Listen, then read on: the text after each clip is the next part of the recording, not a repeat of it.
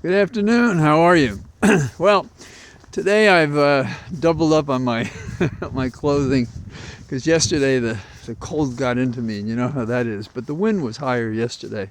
So Thomas Jefferson tells me that it's 28 degrees and that the humidity is 37 and the wind is at 7, whereas yesterday it was like 17 or 18 sometimes. So it's pretty piercing. So today we could go to a ski slope the way we're dressed. Now I'm on the road, and a story or a series of events I've been following and inviting you to come along with me is, what about the motion to dismiss the case against the New York Mayor by the Justice Department in exchange for him cooperating with Trump's view of how immigration should settle in New York. How about that? The judge who's going to hear the motion to dismiss tomorrow is Judge Ho, H-O. And he has a hearing scheduled in the Mayor Adams corruption prosecution. And what he's going to be considering is the fact that there's been this motion to dismiss, which has been much disputed, resulting in a number of prosecutors resigning rather than having anything to do with the motion to dismiss.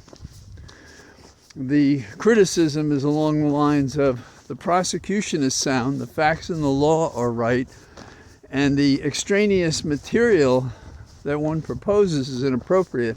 It's a quid pro quo. We won't prosecute you if you do what we want you to do. That's not a standard by which we measure how to go forward with a criminal case. And as he is the mayor of New York, and as we're talking about foreign influences and favors and so forth, it's not something to be viewed lightly. Now, what is going to happen? Well, in the normal case, if a motion to dismiss is presented by the prosecution, it is normally granted. But the good faith in this case and the quid pro quo suggest otherwise. Now, the U.S. attorney who is handling the case resigned, refusing to dismiss the case, and wrote a letter explaining the merits of the prosecution and the demerits of the opposition by Trump and Trump's acolytes who are trying to get the case dismissed. Now, a number of prosecutors, hundreds of past and present prosecutors, have signed a statement praising the resignations and basically saying this is not how we do just business in the Just Us department. The statements of these various prosecutors is also part of an initiative in which lawsuits are being brought by former prosecutors and other groups as friends of the court to suggest when the judge holds the hearing tomorrow that the judge consider alternatives besides just getting at the facts. So normally a judge might just take account of the fact that the prosecution and the defense agree, but in this case the challenge is to the interest of justice, given how this settlement has been arrived at. And so in these friends of the court briefs, amicus, amici, those of you who remember your Latin if you ever studied it, they hope to encourage the court, A, to have a hearing, but B, to consider appointing a special prosecutor to go forward with the case that justice does not want to go forward with, preferring I call it an extrajudicial deal. There's not much art in Trump's deals. There's a lot of trading. And if you want to go back to Zelensky, for example, he wanted to make a deal with him. I'll give you weapons, but there's just one favor I want from you: an investigation of Biden and Biden's son. And Zelensky wouldn't do that, and to this day, he's probably paying for it among the Republican Party, as led by Trump, who has a grudge, who has retribution he seeks to forward. But with the mayor, this is a kind of, well, quid pro quo. I'll do something for you if you do something for me, and that's the whole thing. I think it would be unusual, not impossible, to appoint a special prosecutor. So this is a difficult case. And as I mentioned before, there's more conversation about the governor in New York dismissing him as, removing him as mayor. There's talk about his deputies resigning, asking him to leave office. So this is something we're just going to have to watch a little bit.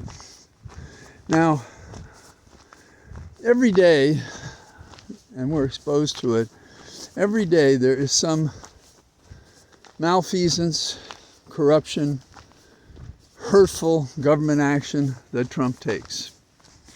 And it's hard to rank them. And I think what we see is a uniform pattern of continuous data points in which Trump hurts the people he's been charged to represent and to take care of, to promote the general welfare, among other responsibilities that flow from his oath of office. And one of the ones that stands out, of course, is his recent remark. Now, Trump wants to ease off the taxes of the wealthiest, who need the least help, if you will. And there has been times in America when people have suggested that people should have no more wealth than really they need. Now, that number is a floating number, but, you know, the billions, really? Okay, so he wants to relieve the taxes and expense to the rich. But he wants to reduce the funds in Medicaid for those who can't afford medicine. He also wants them to go to work. Now, depending on age and ability, people are in Medicaid without income, but not for failure to try. And in many instances, disabled to the point of that there is no job that they could take.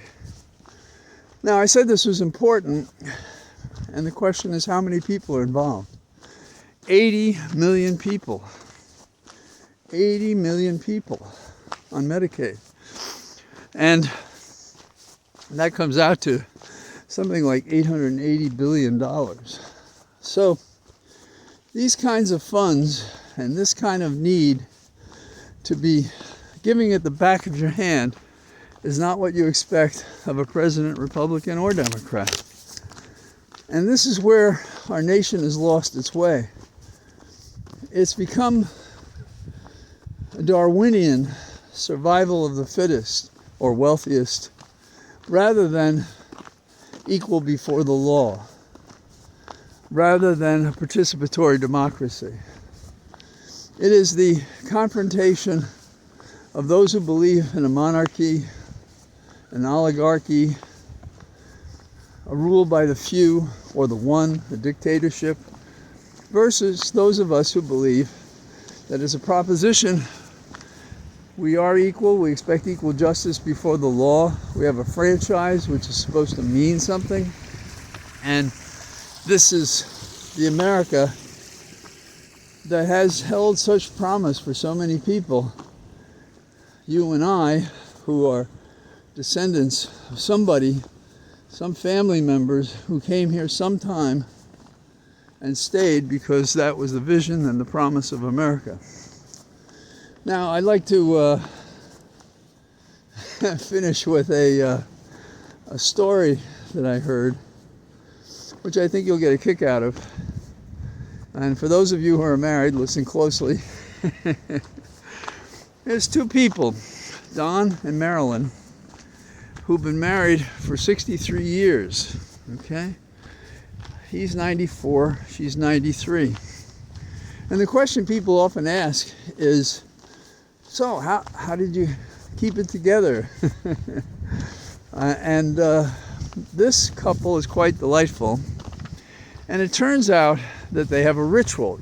Every evening when they're preparing for bed, he says, "Would you like to have me sing a song?" And she says yes. And every night he sings her a song. And she said he has a good voice. So that's a warning to those of you out here who think to adapt that. I'd be better off speaking prose. My voice changed at 14, and I can hide with others in a chorus.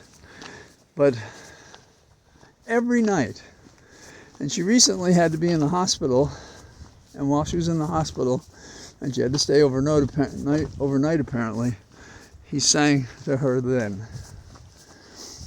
There are people all around us, open-hearted, caring people who go out of their way to help others. But we have an ogre, an oaf, a beast, the Grindel monster that threatens Greenland. And we have to overcome the peril he presents to a better America, to the better people who are among us. Those who hate love to hate, but there are more of us on the other side, and we have to realize that an organized minority of hate-filled people seeking retribution is not what America's about, and certainly not in support of a malevolent dictator instead of a beneficent one. So those are my observations today, and with any luck, I'll be out again tomorrow in my Cathedral of Trees to talk to you. All the best. Bye-bye.